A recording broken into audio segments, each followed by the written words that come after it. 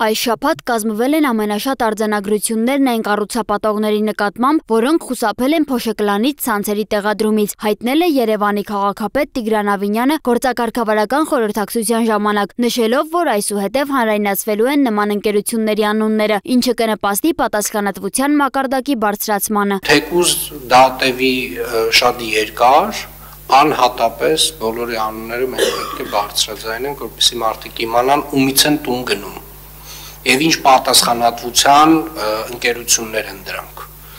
ինչ պատասխանատվություն ունեն իրենց քաղաքի նկատմամբ եւ խնդրում եմ ամբողջական ցանկը շաբաթվա ընթացքում ներկայացնեք, հաջորդ շաբաթ բարձրաձայնելու ենք արդեն։ Խորհրդակցության ընթացքում Ավինյանը նաև տեղեկացրել է, որ 2025 թվականին մայրաքաղաքում կբարեկարգվի ավելի քան 130 բակային տարածք։ 2024 թվականին արդեն իսկ մոտ 130 բակում ավտոտնակների ու ցանկապատված տարածքների փոխարեն ստեղծվել են նոր խաղահրապարակներ, ֆուտբոլի դաշտեր եւ հանգստի գոտիներ։ Քաղաքապետը այս ծրագրերը համարում է աննախադեպ, ընդգծելով դրանց ազդեցությունը երեխաների զբաղվածության եւ բակային միջավայրի զարգացման վրա։ Իրականում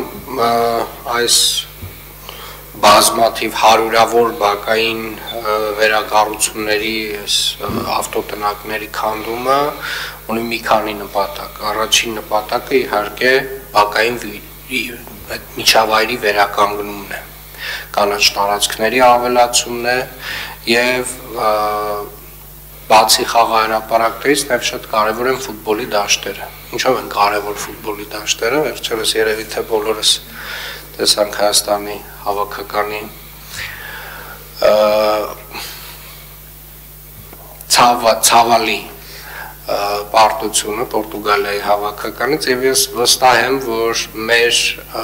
ֆուտբոլը առհասարակ նույնիսկ պրոֆեսիոնալ ֆուտբոլը պետք է սկսի բակերից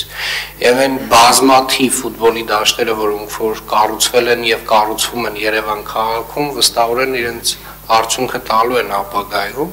եւ խնդրում եմ շեշտը ֆուտբոլի դաշտերի կառուցման վրա պահպանել եւ քանակապես որևէ դեպքում չնվազեցնել, որովհետեւ ամեն բակում կառուցված ֆուտբոլի դաշտը պոտենցիալ